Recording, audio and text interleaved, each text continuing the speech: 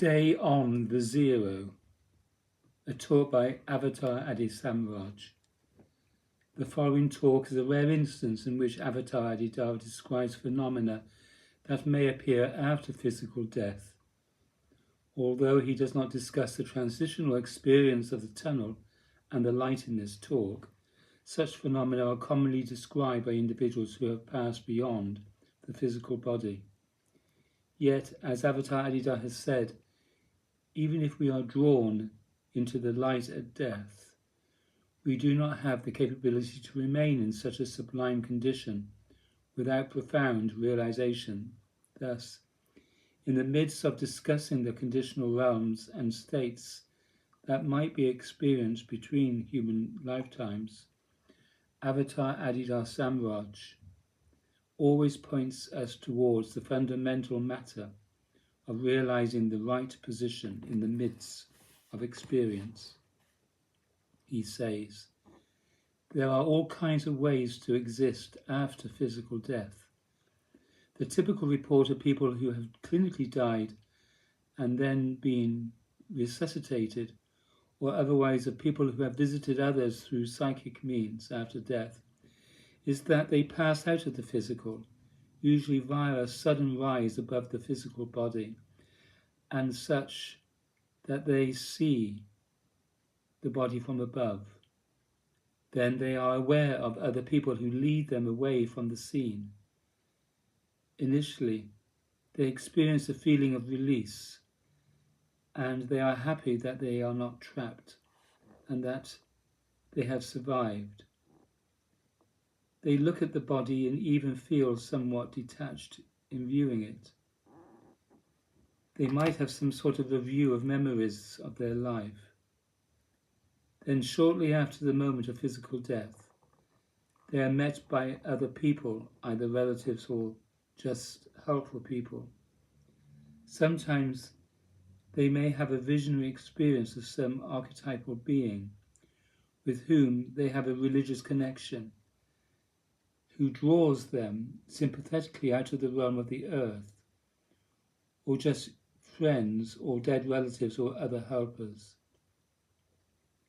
The helping beings, who are very often reported to be dressed in white, may lead the newly dead into a clinical setting, a kind of sleepy, convalescent environment, where they are treated rather like patients for a while and allowed to become accustomed to the new situation and to the fact that they have left the physical realm and the individuals they were associated with there. When they have completed that period, they in general move into the etheric plane, going right outside the hospital and into a world very similar to the gross world they have left. There they carry on a sort of leisure world that is a duplication of what they were doing while alive. It is not a place designed for growth or ego transcendence. It is more for rest, relaxation, recuperation, having friendly relations, doing ordinary things without any changes in an environment of restfulness. Following that, there are experiences of transformation in more dreamlike states, seeing the evidence of their past life and their old inclinations, seeing visions being attracted into other possible realms of experience. If they immediately go into such a convalescent situation, it is a sign that they are not going to go beyond it into subtle realms, that they are going to rest there for a while in periods of sleeping and dreaming, become more closely associated with a new birth, and eventually fall asleep to the after-death realm and awaken in a new physical condition, a new birth. Devotee, beloved Lord, how long is the period between births? Adidas says, to talk about in terms of time is futile because you are out of the sequence of time-space of the ordinary world. You exist in the chaos of time and space. in which the only sense, if any, is created by your own tendencies of association and experience. It is not a fixed realm any more than your own mind is. What do you dream at night? You have the possibility to dream anything. Just so, the after-death states are psychic states, and they create appearances that are based on your own tendencies, and that generally leads you back to another physical incarnation. How long does it take? People say it is 30 years, centuries, a moment, 3 days. It is futile to try to describe it in terms of time because you are out of the sequence of time. In the logic of things, it is not absolutely necessary to be born again in the future of the world you left. You could just as well be born in the past of that world or in another world altogether. You cannot comprehend it any more than you can comprehend this world. Human beings tend to become established here in a presumed logic of sequences because of the apparently fixed imposition of physical reality. But that physical reality is arbitrary and chaotic. Because it is repetitive, you tend to think it makes sense. But it makes sense only in terms of the experience itself. Once you are driven out of the time-space sequence, you realize that your experience does not make any sense at all. 2 arms, 2 legs, a head, and have no necessity. You could just as well have 1,000 arms, 1,000 heads, and 5 bodies. Even the configuration of your own body is arbitrary. Devotee, in a dream I experienced this place of recuperation you're describing, and I had the feeling that everyone there was basically rather dull, satisfied with their condition.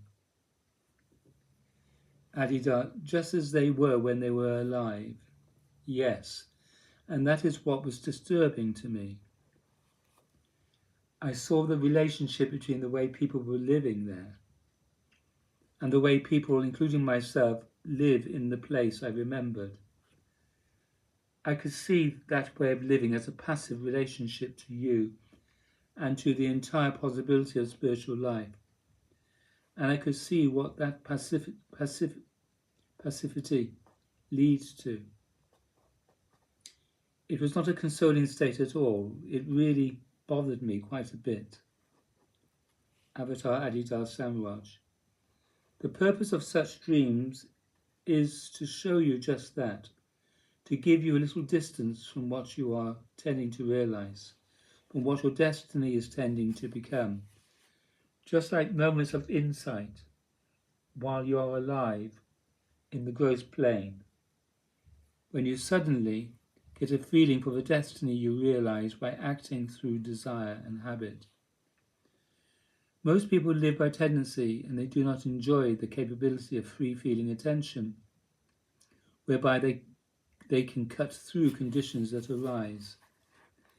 If they do not enjoy that capability while they are alive, they will not enjoy it at the moment of death. Death is not liberating. Death is a cycle in the realm of conditional nature. If you are living by tendency while alive, you will also live by tendency after death. Moving into the standard transition and back again. You repeat that cycle of the same life over and over again in some basic destiny determined by your tendencies, becoming associated with the same kind of qualities, the same kinds of people, the same kind of drama, the same kind of script with your intimates, the same kinds of interests in the pleasures of the world. Everything basically the same, experiencing a certain level of agony that comes naturally when you are trapped in a fixed condition, but never experiencing that agony or dilemma to the point of a crisis in consciousness that breaks out of the pattern.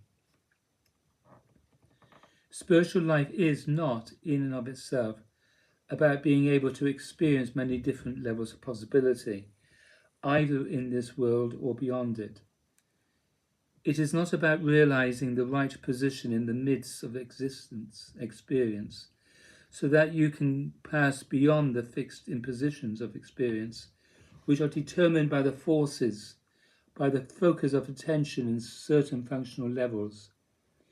You can pass through the spiritual process in this world without necessarily having any dramatic psychic experiences of other planes. You may perhaps have occasional glimpses of other planes, but the import of spiritual life is not how many psychic visions you can experience.